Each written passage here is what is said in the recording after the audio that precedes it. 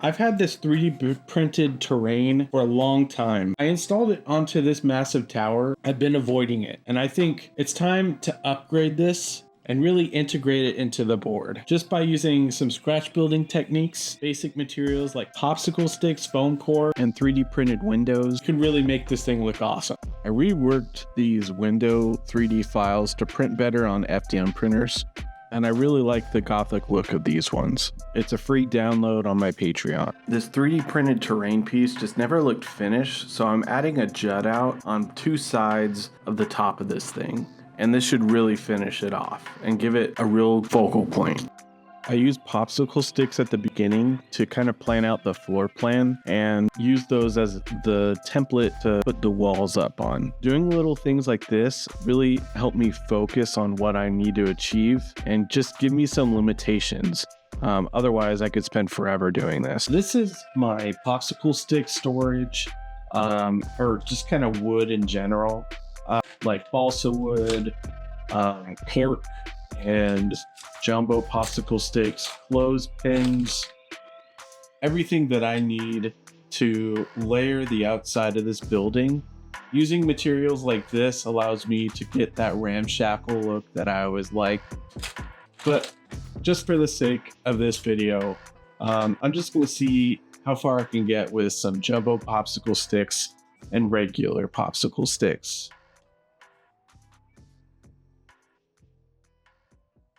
So I was at a coffee shop with my family, and I actually ran into some guys from a company called Scented Realms. They're a local company, and they've been kind enough to sponsor this channel for a little while. And because of that, I'm going to be able to go to Adepticon this year. So thanks so much to them. They bring Dungeons and Dragons to life on a new level with your nose. Just like the Great Wizard said, always follow your nose. With Scented Realms, you get the opportunity to do that. I want to take a quick detour and talk about my RPG hobby. I'm working on a new campaign, kind of adjacent to Mordheim because I have all the terrain for it. And so I'm looking to make a similar setting. My campaign is following some adventurers who live in a demi-plane, and they're trying to fight against the monsters that live in their city. And one of the ways they do that is with these Necroforge golems, and I gotta make one. I've been wanting to make something like this for a while, and sometimes it's hard to fit this into my schedule, so yeah. After covering all the foam core exterior with popsicle sticks, I went ahead and just glued it on. I started working on the interior, doing some floor planking and adding some supports. I didn't really like the cobble texture on the second floor, so as kind of a transition, I replanked that floor. I used some jumbo popsicle sticks to establish the roof line. To make it a little bit more sturdy, I used some cross beams like matchsticks and super glued them together just to make it a little bit more rigid. While I finish the rest of this roof, I'd like to remind you to like and subscribe.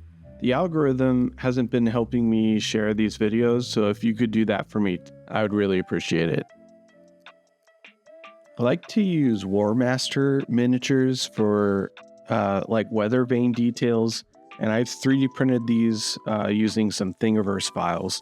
I think it's a really great detail to kind of top off the rest of these buildings. To really connect the top and the bottom levels, I wanted to add a bunch of supports to kind of make it look like these were really not really planned out well and add to the ramshackle look of this whole structure. And this really did the trick to kind of connect the two dots. So I ran out of spray paint. This one doesn't have a cap. Gosh. So all I have is dark green. So hopefully that's going to work. I've never really painted with this type of base coat before. Usually I like to do a black because it kind of mutes all the colors I'm using from the dollar store and makes it feel a little bit more lived in. Not ideal, but I mean, I can always just repaint it if it doesn't turn out good. So let's try it. I mixed up my typical limestone color, and it kind of turned out a little more orange than I would normally like. but I think with the green, it kind of complemented each other. And I'm stippling it on because this is a 3D print and I don't want to highlight the layer lines. Stippling kind of hides the fact that there are layer lines, and it adds a texture of the paint because it's going on a little more thick. And when I base coated the wood, I got it out of frame. So we'll just stick to the plaster here, and I base coated that with a tan and then did a wash. I've had this 3D printed terrain for a long time, and I wasn't quite sure if I'd ever use it. And it feels really good. Finally getting this on the board, and it looks fantastic. I don't know why I was scared, but just by adding a little bit of scratch building, it took it to the next level. So I'm really happy with it, and it's a great addition to the terrain piece. Man, I just love how this thing is looking. And I thought I might have ruined it by spray painting it bright green, but it turned out fine. I think it's a good experiment to kind of see how the base coat can affect like the paint that I typically use. And I think I prefer the black, but this is definitely very vibrant. And if I'm ever going for that look in the future, I can definitely try that. I like the orange too. I don't say this because I'm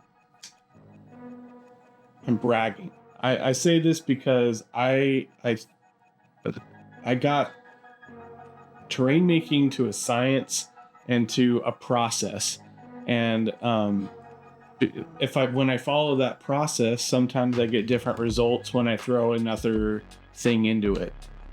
So hopefully that's clear, but I don't know. It's kind of cool to kind of experiment and try something new. And I'm always pleasantly surprised just by doing something over and over and over again. I'm not doing anything particularly different. Just changing little elements here and there, but it definitely like never gets old. And I think finishing projects, like getting something to its finished state, just is so rewarding. So if you're on the couch waiting to like jump onto another project, don't wait, just do it. Get started and finish it, because it's definitely worth it. That's always my big takeaway. By the end of the project, I'm always so happy that I sat down and did it. So, all right. Well, thank you to my patrons. I really appreciate you guys. You guys really just make this whole thing work. And thank you again to Scented Realms. I appreciate you guys supporting the channel, and have a good one.